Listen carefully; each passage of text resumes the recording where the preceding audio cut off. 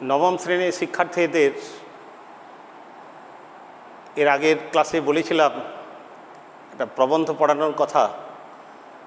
ছেলেরা জানিয়েছিল স্যার একটা গল্প পড়াবেন, চিঠি, স্বামী বিবেকানন্দ লেখা, বিবেকানন্দ রচিত এই চিঠিটা পড়াচ্ছি তোমাদের। চিঠি পড়ার আগে আমরা কয়েকটা বিশেষ জিনিস জেনে নেব। এই প্রবন্ধে রয়েছে, চিঠি প্রবন্ধটি লিখেছেন স্বামী বিবেকানন্দ। এটা হচ্ছে তথ্যমূলক চিঠি। কিছু ঘটনা বলা আছে, কিছু এদেশের জলবায়ু সম্পর্কে বলা আছে, এদেশের মানুষের আচার ব্যবহারের সম্পর্কে বলা আছে। যিনি এই দেশে আসছেন তাকে চিঠি দিয়ে জানিয়ে দিচ্ছেন এই দেশের সমস্ত অনুকূল প্রতিকূল সব অবস্থায়। এখানে যিনি পত্র প্রেরক, যিনি পত্র লিখছেন, পত্র পাঠাচ্ছেন, তিনি হচ্ছেন স্বামী বিবেকানন্দ। যিনি পত্র প্রাপক, যিনি পত্রটা পাবেন, মানে যাকে পত্র লেখা হচ্ছে, তিনি হচ্ছেন মার্গারেট এলিজাবেথ নোবেল। আমি সংক্ষেপে মার্গারেট নোবেল লিখেছি। মার্গারেট এলিজাবেথ নোবেল পরবর্তীকালে যিনি ভারতবর্ষের ভগিনী নিবেদিতা বলে পরিচিতা। আমরা সবাই তাকে ভগিনী নিবেদিতা বলেই জানি। এ দেশে নারী শিক্ষা বিস্তারে এর অবদান অনেক অনেক বেশি। বাগবাজারে যে স্কুলটা রয়েছে, কলকাতার বাগবাজারে, যেখানে মায়ের বাড়ি, নিবেদিতা গার্লস স্কুল, সেটা ভগিনী নিবেদিতার তৈরি। যে স্থান থেকে পত্র লিখছেন, আলমোড়া, হিমাচল প্রদেশ, হিমালয়, আলমোড়া। তারিখ 29 জুলাই, 29 জুলাই 1897, 1897। এখানে কয়েকটা চরিত্র আমরা পাবো এখানে এই প্রবন্ধে। স্বামীজি চিঠি লেখার সময় মিস মুলারের একটা নাম উল্লেখ করেছেন, আমরা প্রবন্ধে পড়ার সময় আসছি। মিস বুল, তার সম্পর্কে জেনে নেব। এই মিস মুলার পুরো নাম হচ্ছে হেনরিয়েটা মুলার, বিদেশিনী। বেলুড় মঠ যখন প্রতিষ্ঠা করা হয়, বেলুড় মঠ যখন নির্মাণ করা হয়, তখন এনারা অনেক আর্থিক সাহায্য করেছিলেন স্বামী বিবেকানন্দকে।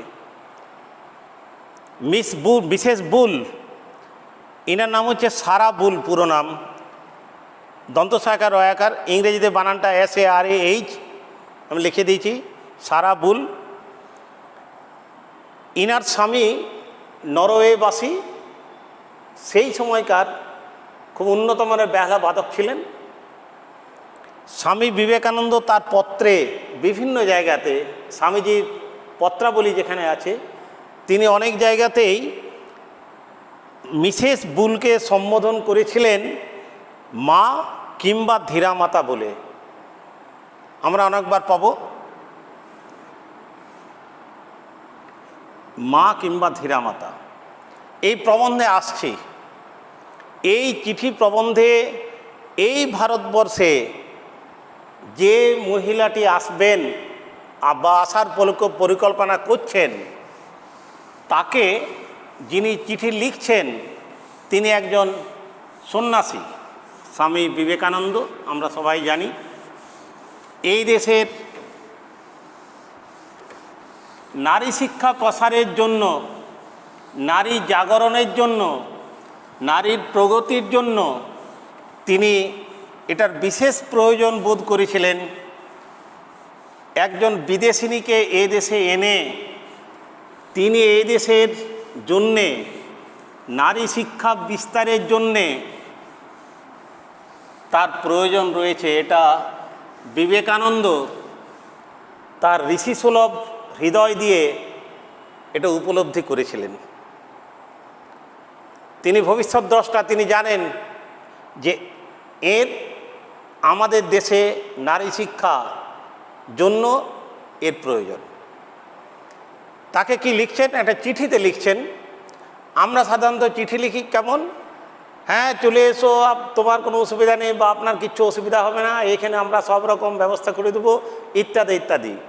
স্বামী বিবেকানন্দের লেখা এই পত্রে তিনি দুটো জিনিসই বলেছেন, সমস্ত প্রতিকূল অবস্থা কাটিয়ে, প্রতিকূল অবস্থার যে অবস্থাগুলো আমাদের মোটেই পক্ষে কাজ করে না, আমাদের অনুকূলে নয়, আমাদের বাধা সৃষ্টি করে, কারণ যিনি আসছেন তিনি শীতপ্রধান দেশের, এই আমাদের দেশ অর্থাৎ ভারতবর্ষ গ্রীষ্মপ্রধান দেশ, তার থাকতে অসুবিধা হবে। এইখানের মানুষ তাকে কী চোখে দেখবে, অথবা যারা ওই দেশের মানুষ মানে শ্বেতাঙ্গেরা এই দেশের মানুষকে কালা আদমি বলে, তারা একে অনেকটা খামখেয়ালি ভাববে নিবেদিতাকে, যে ওখানে গিয়ে কী করছে।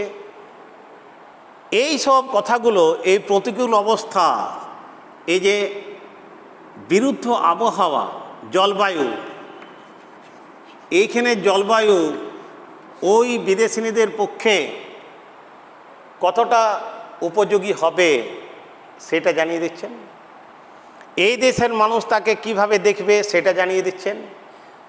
এত সব প্রতিকূল অবস্থা কাটিয়েও যদি তুমি আসতে চাও বা আপনি যদি আসতে চান, তাহলে আপনাকে স্বাগত জানাই। কোনো লুকোনো নেই, কোনো গোপন ভাব নেই, সমস্ত কিছু বলে দিলেন। আর কিছু সাবধান বাণী, সতর্ক বার্তা, সতর্ক বার্তা জানিয়ে দিলেন। যে আমাদের ভালো চান তিনি আমাদেরকে সব সময় কথায়, বার্তায়, চিঠি, পত্রে, গল্পের মাধ্যমে বিভিন্ন ধরনের উপদেশ দেন, কোনটা করা উচিত, কোনটা করা উচিত নয়, কি করলে ভালো হবে, কি করলে খারাপ হবে, ডুজ অর ডু নট, আমাদেরকে সব কিছু জানিয়ে দেন। তিনি আমাদের ওয়েল উইশার, আমাদের তিনি শুভাকাঙ্ক্ষী। স্বামী বিবেকানন্দ এই দেশের, এই ভারতবর্ষের কল্যাণের, এই ভারতবর্ষের মানুষের কল্যাণের জন্য তিনি পরিব্রাজক রূপে যে অক্লান্ত পরিশ্রম করেছিলেন, তার অবদান অনস্বীকার্য। তিনি বনের ধর্মকে নিয়ে এলেন ঘরে। আত্মমুখ্যার্থং জগদ্ধিতায়চ, আমেরিকায় গিয়ে জানিয়ে দিয়েছিলেন এই ভারতবর্ষের, এই দেবভূমি ভারতবর্ষ, এই পবিত্র ভারতবর্ষ কোনো অংশে কম নয়। ওই পঞ্চবটির তলায় যে সাধক মা মা বলে ডেকে সারা বিশ্বকে তোলপাড় করে জানিয়ে দিয়েছিলেন স্বামীজি তার বার্তাবাহক। সুতরাং শ্রীরামকৃষ্ণদেবের ভাবকে প্রচার, শ্রীরামকৃষ্ণদেবকে বিশ্ব মাঝে প্রচার করে দেওয়ার যে মূল হাতিয়ার, এই যে রামকৃষ্ণ আন্দোলন, তার পুরোধা পুরুষ যিনি, তিনি স্বামী বিবেকানন্দ। এই চিঠিতে স্বামী বিবেকানন্দ ভগিনী নিবেদিতাকে, মার্গারেট এলিজাবেথ নোবেল, তাকে কিছু তথ্য দিলেন, কিছু জানিয়ে দিলেন যে এই দেশে এলে তোমার কী কী অসুবিধা হবে, তা সত্ত্বেও তুমি যদি এসো তাহলে খুব ভালো কথা, আমি সব রকমভাবে তোমাকে সাহায্য করব। তোমার পক্ষে এখানে কতটা থাকা উপযোগী হবে, কতটা অসুবিধা হবে, সেটা আগেই তোমাকে জানিয়ে দিচ্ছি। এদেশের খাওয়া দাওয়া, এদেশের জলবায়ু, এদেশের মানুষের আচার ব্যবহার, কিভাবে তোমাকে দেখবে, তোমরা বিদেশিনী, এদেশের সাথে কোনো পরিচিতি নেই, কোনো পরিচয় নেই, এদেশের মানুষ তোমাকে কিভাবে দেখবে, অভাবগ্রস্ত মানুষ এখানে। সুতরাং সব রকম দিক তিনি এই চিঠিতে লিখে দিলেন। কি বললেন?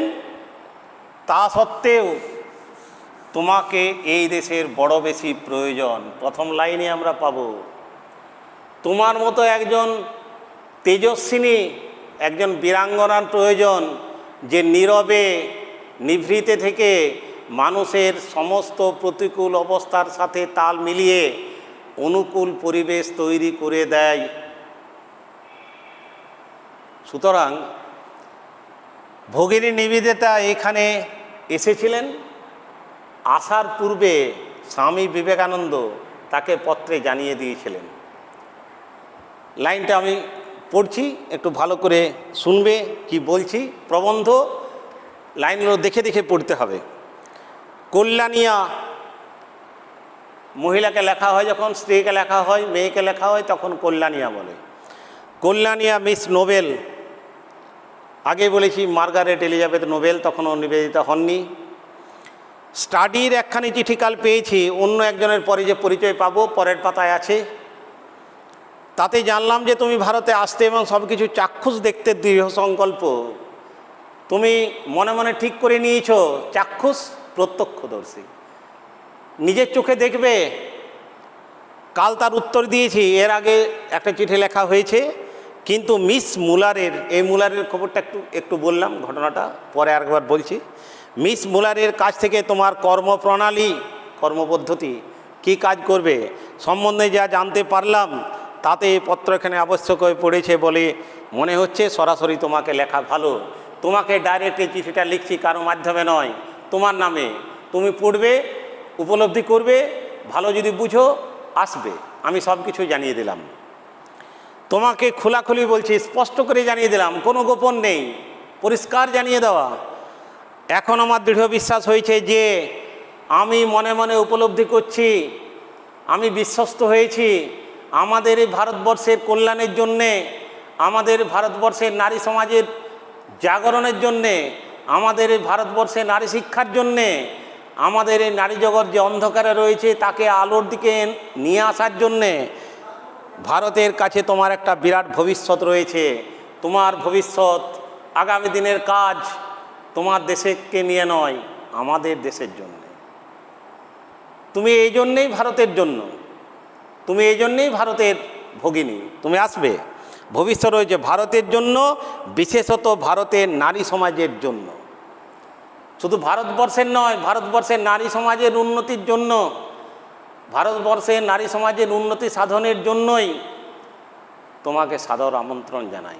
কি জন্য? পুরুষের চেয়ে নারীর একজন প্রকৃত সিংহীর প্রয়োজন। আমরা কোনো মানুষকে সিংহ পুরুষ বলি, বীর পুরুষ, যে সহজে দমে যায় না, যে সাহসী, দৃঢ় সংকল্প, যে সামনাসামনি কথা বলে, সামনাসামনি কাজ করে, কর্মোদ্যোগী, সাহসী এবং বীরত্বের সঙ্গে কাজ করে, সিংহ পুরুষ।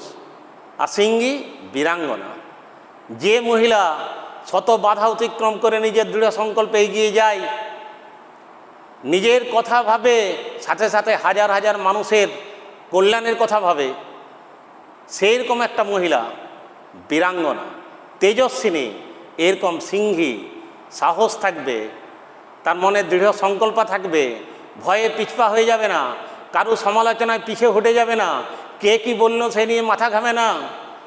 এইরকম মনোবল থাকা এমন একজন বীরাঙ্গনা, মহিষী নারীর প্রয়োজন। তোমার শিক্ষা, ঐকান্তিকতা, পবিত্রতা, অসীম ভালোবাসা আর দৃঢ়তা, এগুলো যে কোয়ালিটি, এগুলো যে বিশেষ গুণ, যে মানব বা যে মানবীর মধ্যে এই গুণগুলো থাকে তাকে সহজে কেউ পিছিয়ে দমিয়ে রাখতে পারবে না। সে এগিয়ে যাবে তার দৃঢ় লক্ষ্যে, দৃঢ় সংকল্পে। তোমার শিক্ষা, তুমি যে শিক্ষা পেয়েছো, ঐকান্তিকতা, আন্তরিকতা, একান্তভাবে যে কাজটা করবে, পবিত্রতা, পবিত্র মন নিয়ে করবে, অসীম ভালোবাসা, মানুষ সেবার মধ্য দিয়ে, মানব সেবার মধ্য দিয়ে ঈশ্বর সেবা, এই উপলব্ধি তোমার মধ্যে আছে। আর দৃঢ়তা, তোমার মধ্যে এই যে মনের জোর, এই মনোবল, অটুট মনোবল, এইটাই তোমাকে এগিয়ে যেতে সাহায্য করবে। সর্বোপরি তোমার ধমনীতে প্রবাহিত কেল্টির রক্তে, তোমার বংশে যে প্রবাহিত রক্তধ্বনি, তোমার বংশধারা যেটা প্রবাহিত হচ্ছে, যে রক্তটাই তোমাকে এগিয়ে যেতে সাহায্য করবে, সেই ধরনের, সেই বীরত্বের সঙ্গে, সেই সাহসের সঙ্গে, দৃঢ় সংকল্পের সঙ্গে কর্মোদ্যোগী হয়ে তোমার শরীর, মন, প্রাণ, রক্ত সব কিছুই চাইবে এরকম কাজে তোমাকে প্রবৃত্ত হতে, যাকে আজ বড় প্রয়োজন। যুগের প্রয়োজনে আমরা সেই লোককে পাই যখন তারা এই যুগটাকে সেই সময় কাজে লাগিয়ে দেয়। কিন্তু বিঘ্ন আছে বহু। এক নম্বর বিঘ্ন, বাধা। কোনো কাজ করতে গেলে বাধা আসবে, সেই বাধা যদি আমরা পিছিয়ে যাই তাহলে আমরা আর সেই এগিয়ে পারবো না। এই বাধাটা বাধা নয়, সাময়িক সময়, এই সাময়িক সময়টা দেখি, মেঘ দেখে কেউ করিস না ভয়, আড়ালে তার সূর্য হাসে, হারা শশীর হারা হাসি অন্ধকারেই ফিরে আসে। মেঘ দেখে কেউ করিস না ভয়, অন্ধকার কালো মেঘ এইটাই কাজের বাধা। এই কালো মেঘটাকে দেখে আমরা বলি আর সূর্য উঠবে না, ঝিমিয়ে গেলাম, বসে গেলাম, নিস্তেজ হয়ে গেলাম, মনোবল হারিয়ে গেলাম, শুয়ে রইলাম, কাজ করলাম না, নিজের দৃঢ় সংকল্প থেকে নিজেকে সরিয়ে নিলাম, হতাশ হয়ে গেলাম, মনোবল হারিয়ে গেল। এটা চলবে না। কি হবে? আড়ালে তার সূর্য হাসে, সূর্যটা দেখে নেয় কিছুক্ষণ পর মেঘ কেটে আমি আবার আসবো, আবার আলোয় ঝলমল হয়ে যাবে প্রকৃতি, আবার এই আকাশটা আলোয় রাঙিয়ে দেব। সুতরাং এই মেঘটা সাময়িক সময়ের জন্য, তেমনি মানুষের জীবনে যে বাধা আসে, স্বামীজি বলছেন বিঘ্ন আছে বহু এই দেশে আসার আগে, তোমার এই বাধা এই বিঘ্নগুলো আমি জানিয়ে দিচ্ছি। ভালো করে পত্রটা পড়বে, চিঠিটা পড়বে, ভালো করে বুঝবে, ভালো করে উপলব্ধি করবে, তারপর মন স্থির করে নিবে এদেশে আসবে কি আসবে না। পরিষ্কার জিনিস। অর্থাৎ স্বামী বিবেকানন্দ আর একবার বাজিয়ে দেখে নিচ্ছেন যে এইরকম বললে তিনি যদি না আসতে চান তার মনের পরীক্ষা করছেন। আর কি? এদেশে দুঃখ কুসংস্কার দাসত্ব, ইংরেজ শাসনকাল 1897, আমরা 1947-এ স্বাধীন হয়েছি, অনেক বছর আগে। কুসংস্কার দাসত্ব, এদেশের দুঃখ, জীর্ণ শীর্ণ রোগাক্রান্ত অনাহারক্লিষ্ট মানুষ, খেতে না পাওয়া মানুষগুলো দাঁড়িয়ে রয়েছে কারো একটা প্রতীক্ষায়। কি ধরনের তা তুমি ধারণা করতে পারো না। এদেশে এলে তুমি নিজের অর্ধ উলঙ্গ অসংখ্য ননারদের পরিবেষ্টিত দেখতে পাবে। তোমাকে এমন করে ঘিরে থাকবে, অর্ধেক কাপড় আছে অর্ধেক নেই, শরীরে কোমরে এক টুকরো কাপড় জড়ানো আছে সামান্য লজ্জা নিবারণের জন্য, বাকি পুরো শরীরটাই ফাঁকা, শীতকালে পর্যন্ত কিছুই নেই, অর্ধ উলঙ্গ অর্ধনগ্ন। এই লোকগুলোকে, দুস্থ রুগ্ন অসুস্থ খেতে না পাওয়া অনাহার ক্লিষ্ট মানুষগুলোকে তুমি নিজে চোখের সামনে দেখবে, তোমাকে ঘিরে রাখবে কিছু পাওয়ার আশায়। অর্থাৎ তুমি এসেছো তাদের জন্য কিছু করবে বলে। তারা ওই ঘোলাটে চোখ নিয়ে তাকিয়ে আছে, যদি ইনি আমাদের জন্য কিছু করেন। আর কি? লাইনটা ভালো করে দেখো। তাদের জাতীয় স্পর্শ সম্বন্ধে বিকট ধারণা। বিদেশ থেকে যারা আসে তারা এদেশের লোককে কালা আদমি বলে, ঘৃণা করে। আর এদেশের মানুষও ওদিকে শ্বেতাঙ্গ বলে কাছে ঘেঁষে না, অন্যভাবে দেখে। আর কি? ভয়ে হোক বা ঘৃণাতেই হোক তারা শ্বেতাঙ্গদের এড়িয়ে চলে এবং তারা এদের খুব ঘৃণা করে। পক্ষান্তরে অন্যভাবে কি হবে? শ্বেতাঙ্গেরা, মানে তোমরা যে দেশের মানুষ, ওই দেশের মানুষ শ্বেতাঙ্গ, তোমাকে খামখেয়ালি মনে করবে যে তোমার একটা মহিলা এরকম খামখেয়ালি ভাব নিয়ে ভারতবর্ষে চলে গেল, এরকম পচা গলিতে এখানে ফুটপাতে পড়ে থাকবে, খেতে না পাওয়া লোকগুলোকে, ছেলেগুলোকে নিয়ে স্কুল খুলবে, এইসব মহিলাদের নিয়ে ঘুরবে যারা খেতে পায় না, যাদের পোশাক নেই, কিছু নেই, অনাহারে দরিদ্র নিঃস্ব রিক্ত মানুষ। শ্বেতাঙ্গরা তোমাকে খামখেয়ালি মনে করবে। আর কি? প্রত্যেকটি গতিবিধি, তুমি এদেশে এসে কোথায় কি করছো, তোমার আচার আচরণ চাল চলন, তারা সন্দেহের চোখে দেখবে। এই মানুষের সন্দেহটা খুব বাতিক, সন্দেহ মানুষকে অনেকখানি সরিয়ে দেয়। সেই জন্যেই স্বামী বিবেকানন্দ ভগিনী নিবেদিতাকে অর্থাৎ মার্গারেট এলিজাবেথ নোবেলকে পরিষ্কারভাবে জানিয়ে দিলেন, তুমি আসার আগে এগুলো তোমার হবে, ঘটবে, সমালোচনা হবে, অনেক কিছু লোকে বলা বলি করবে, তুমি এটা কিন্তু জেনে রেখো। আর কি? এদেশের জলবায়ু, প্রথমে তুমি ভালোভাবে শারীরিক দিক থেকে সুস্থ হয়ে থাকবে, তবে তো অন্যকে সাহায্য করবে। জলবায়ু অত্যন্ত গ্রীষ্মপ্রধান, গরম প্রধান, গ্রীষ্মপ্রধান দেশ ভারতবর্ষ। পরের লাইনটা আমরা পাবো, দক্ষিণ ভারতের আগুনের হলকা বয়। তিনি বলছেন দক্ষিণ ভারত, সাউথ ইন্ডিয়ান, এই দক্ষিণ ভারতে এমন গরম টিকতেই পারবে না। কলকাতার গরম অসহ্য, ঘামে পসপস করে। এ দেশের প্রায় সব জায়গায় শীতেই তোমাদের গ্রীষ্মের মতো, আর দক্ষিণাঞ্চলে তো সর্বদা আগুন। দক্ষিণাঞ্চল, দক্ষিণ ভারত, শহরের বাইরে কোথাও ইউরোপে সুখ স্বাচ্ছন্দ্য বিন্দুমাত্র নেই। বিন্দুমাত্র সুখ স্বাচ্ছন্দ্য পাবে না, তোমাদের দেশে যেমন পাও এখানে সেরকম থাকবে না। এদেশে ভালো খাওয়া দাওয়া নেই, ভালো পরিবেশ নেই, ভালো প্রাকৃতিক দৃশ্য দেখতে পাবে না। ওইখানে যেমনভাবে জীবন ধারণ করেছো, জীবনযাপন করেছো, এখানে সেরকম পাবে না। এখানে বুভুক্ষ মানুষের দল, তোমাকে সামনে দেখলে কিছু খেতে চাইবে, কিছু জিনিস চাইবে, কিছু বিস্কিট চাইবে, চকলেট চাইবে। ভিখারির দেশ জানিয়ে দিলেন।